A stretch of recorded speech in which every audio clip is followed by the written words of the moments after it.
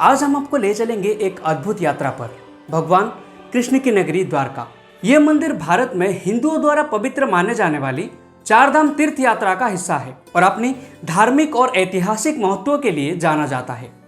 Hey guys, this is Prasad and you watching all over India. Welcome to another exciting episode. आज के इस episode में मैं आपको ले चलूंगा गुजरात के द्वारका। जी हाँ, द्वारका धाम। आज मैं आपको एक वर्चुअल टूर देने वाला हूँ द्वारका धाम की एंड मैं आपको बताऊंगा कैसे आप वहाँ पे पहुँच सकते हैं। द्वारका धाम पहुँचने के बाद आप वहाँ पे कैसे रुक सकते हैं, आपको सबसे कम बजट वाला कौन सा रूम मिल सकता है एंड आप वहाँ पे क्या कुछ खा सकते हैं।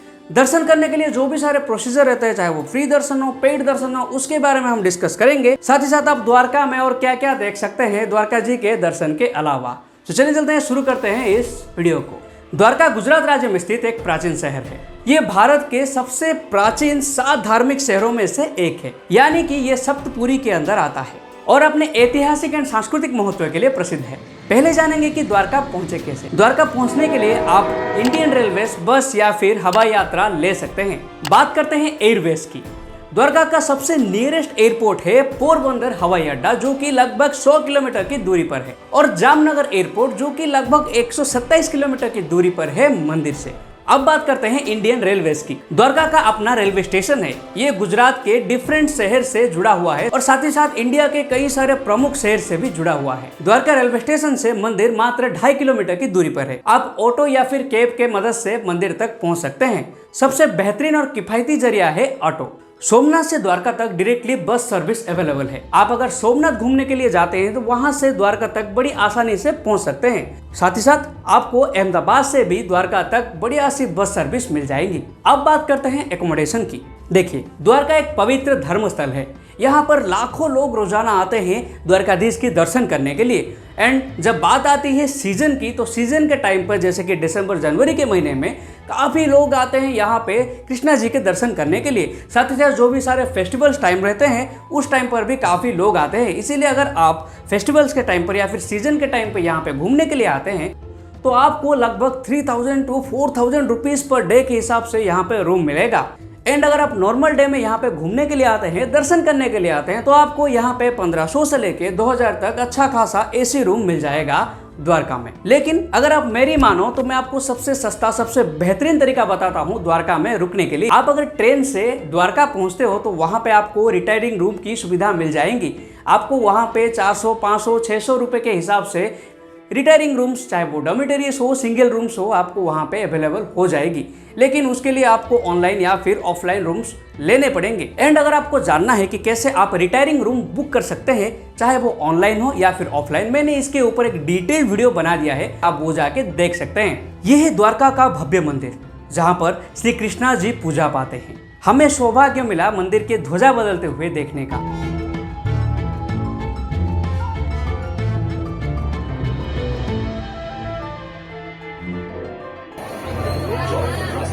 सर ध्वजा बदल रही है, अभी ध्वजा 5 बार बदलती है दिन में।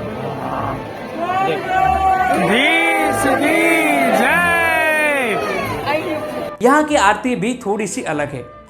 यह आरती द्वारिकाधीश के इष्ट देवी हरसिद्धि माता को समर्पित है। हरसिद्धि के ऊपर भी हम एक डिटेल वीडियो बहुत ही जल्द बनाएंगे। अब बारी आती है द्वारिकाधीश के दर्शन की एंड उसके लिए टाइमिंग बहुत इंपॉर्टेंट है। यहाँ पर भी और मंदिरों की तरह स्पेशल टाइमिंग रहता है दर्शन करने के लिए। सुबह 6:30 बजे से लेके दोपहर के 1 बजे तक एंड शाम के 5 बजे से रात के 9:30 बजे तक आप दर्शन कर सकते हैं। मंदिर के अंदर आप मोबाइल, इलेक्ट्रॉनिक्स गैजेट, लगेज वगैरह लेके नहीं जा सकते। आप अगर चाहो अपने रूम में या फिर किसी लॉकर में ये सारे चीजें डिपॉजिट कर सकते हैं एंड उसके बाद ही मंदिर के अंदर प्रवेश कर सकते हैं। यहाँ पर आप फ्री दर्शन कर सकते हैं, साथ ही साथ पेड दर्शन भी कर सकते हैं। आपको 300 से लेके 2000 रुपीज तक का टिकट मिल जाएगा अंदर जाने के लिए, दर्शन करने के लिए। फ्री दर्शन के लिए आपको मिनिमम 1 घंटा तो लगेगा ही एंड सीजन के टाइम पे दर्शन करने के लिए 2 से 3 घंटे भी आपको लाइन में लगना पड़ता है। भगवान के दर्शन करने के लिए आपको ये 56 सीढ़ियां चढ़ के जाना पड़ेगा। यहाँ पर आप मात्र 30 रुपए की टिकट लेकर भरपेट प्रसाद का आनंद उठा सकते हैं। ये सात्विक भोजन आपको एक अलग ही आनंद देने वाली है।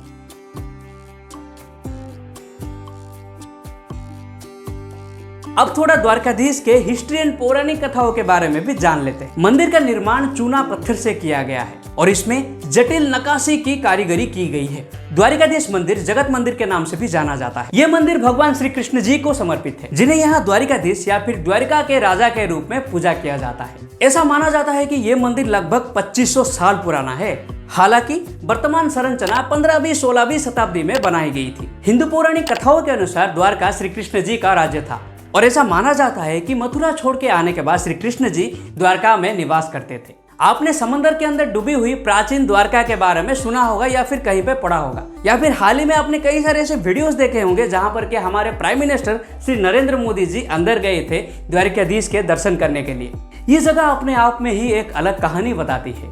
अब चलेंगे गोमती घाट की ओर। ये घाट गोमती नदी के किनारे स्थित है और यहाँ पर श्रद्धालु आते हैं स्नान करने के लिए, और ऐसा माना जाता है कि यहाँ पर पवित्र स्नान करने के बाद आपके पापों का नाश होता है।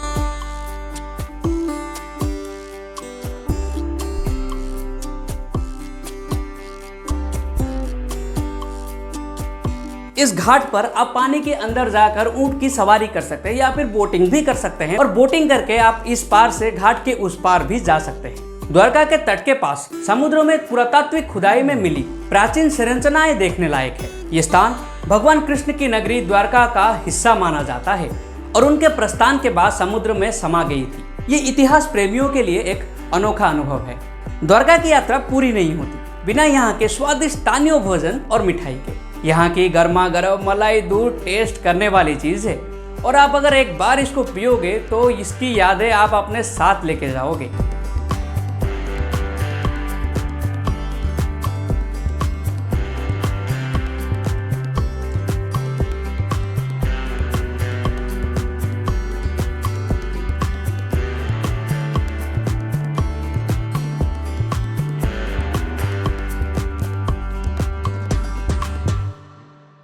यहाँ के बाजारों में आप हस्तशिल्प और धार्मिक स्मृति चिन्ह की खरीदी कर सकते हैं।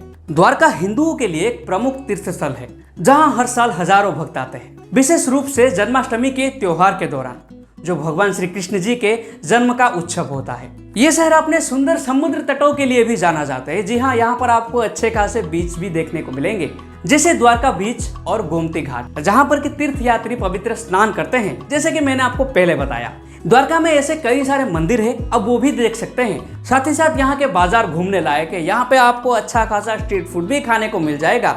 अगर आप कभी द्वारका घूमने के लिए आते हैं तो द्वारकाधीश के दर्शन करने के बाद यहाँ का स्ट्रीट फूड जरूर ट्राई कीजिएगा। एंड यहाँ के बाजार में आपको अच्छी खासी तराशी हुई चीजें देखने को मिलेगी, वो भी खरीदी कीजिएगा। सो ये एक डिटेल वीडियो थी द्वारकाधीश के बारे में। आप कैसे यहाँ पे पहुँच सकते हैं, इसको एक्सप्लोर कर सकते हैं, इसके बारे में मैंने एक डिटेल जानकारी आपको बता दी। होप आपको ये वीडियो अच्छा लगा होगा। मैं ऐसे ही इंडिया ट्रैवल करता रहता हूँ, चाहे वो ट्रेन जर्नी हो या फिर किसी प्लेस को एक्सप्लोर करना हो या फिर किसी जगह के फूड को टेस्ट करना हो, मैं ये सब करता रहता हूँ। मेरा एक्सपीरियंस यूट्यूब पर डालता रहता हूँ। डेफिनेटली मेरे चैनल पर विजिट कीजिए, ये सारी चीजें देखिए, आपको बहुत ही अच्छा लगेगा। साथ ही साथ शॉर्ट सेक्शन में आप कई सारे इंटरेस्टिंग वीडियो देख सकते हैं।